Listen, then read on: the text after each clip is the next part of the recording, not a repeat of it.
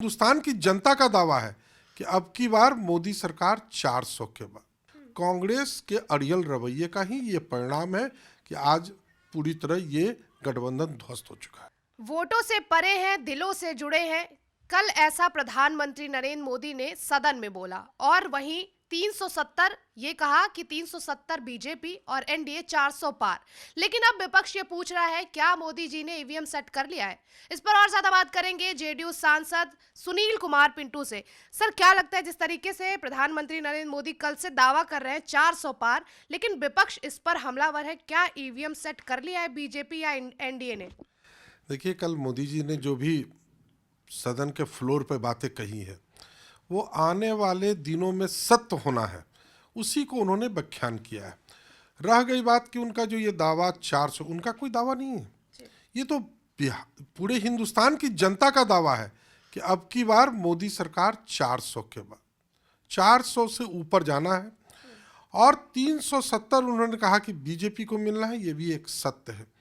और हमारे विपक्ष के एक नेता ने कहा है कि ईवीएम सेटिंग हो गई है। वो आज तक ये नहीं जान पाए कि मोदी जी ने जनता को सेट कर रखा है, जनता उनके लिए 400 पार की सेटिंग है। ईवीएम सेटिंग अगर होती तो फिर हम तेलंगाना और कर्नाटका क्यों लूज करते। ये जब तक आप जनता के जनादेश को समझने के लिए तैयार नहीं होइएगा तो इसी प्रकार आप आरोप ईवीएम पर लगाते रहिएगा और जनता मोदी पर विश्वास करती रहेगी। लेकिन जिस तरीके से ये कहा जा रहा है, विपक्ष की तरफ से कई सारे सवाल उठाए जा रहे हैं कि नीतीश कुमार जो पुल बनाए थे इंडिया गठबंधन का, उस पुल से या फिर यूं कहें कि बीच मझधार में उससे खुद ही कूद गए। अब क्या लगता है, इंडिया गठबंधन चल पाएगा या फिर डूब जाएगा? देखिए, अभी जो INDIA अलायंस है जिसके बारे में आप बोल रही हैं, वो कहाँ पर है, जरा आप हमें बतलाएंगे। उस गठबंधन को माननीय बिहार के मुख्यमंत्री नीतीश जी ने मेहनत करके एक प्लेटफॉर्म पर लोग को लाया और कांग्रेस के अड़ियल रवैये से कोई भी व्यक्ति उस प्लेटफॉर्म पर आज मौजूद नहीं है। जिसने प्लेटफॉर्म बनाया नीतीश जी छोड़ दिए कांग्रेस के अड़ियल रवैये से, ममता जी ने छोड़ दिया कांग्रेस के अड़ियल रवैये से, सपा ने छोड़ दिया और अब तो कल से आपके ही मीडिया चैनलों पर चल रहा है कि महाराष्ट्र के शिवसेना के उद्धव जी भी उसको छोड़ना चाह रहे हैं।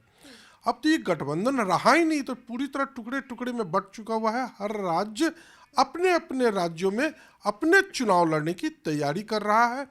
कांग्रेस के अड़ियल रवैये का ही ये परिणाम है कि आज पूरी तरह ये गठबंधन ध्वस्त हो चुका है। लेकिन ममता दीदी अभी भी कह रही हैं कि नीतीश कुमार के जाने से इंडिया गठबंधन पर कोई फर्क नहीं पड़ेगा। तो ममता जी घोषणा करे कि हम कांग्रेस के साथ पार्लियामेंट लड़ने वाले हैं, ये क्यों नहीं घोषणा कर रही हैं? वो क्यों शर्त रख रही हैं कि कम्युनिस्ट को साथ नहीं लेना पड़ेगा? अगर कम्युनिस्ट उस गठबंधन में है तो आप स्वीकारिए कि हम कांग्रेस, कम्युनिस्ट और TMC तीनों मिलकर लड़ेंगे बंगाल। ये वो घोषणा नहीं करेंगी, परंतु दूसरे को राय जरूर दे देंगी कि जाने से कुछ असर नहीं पड़ रहा है। ये तो वही बतलाएंगे ना। बिहार में नीतीश कुमार ने दोबारा शपथ तो ले ली है एनडीए की तरफ से, लेकिन अभी भी फ्लोर टेस्ट बाकी है। आप लोग कितने आश्वस्त हैं फ्लोर टेस्ट को लेकर? कोई प्रकार का सरकार को फ्लोर टेस्ट पर खतरा नहीं है। सरकार जिस प्रकार की अपनी बहुमत पे है, उस बहुमत के साथ ही 12 तारीख को सदन में नीतीश जी अपना विश्वास मत प्राप्त करेंगे। लेकिन बहुत सारे नेता एनडीए में जो हैं वो नाराज दिख रहे हैं।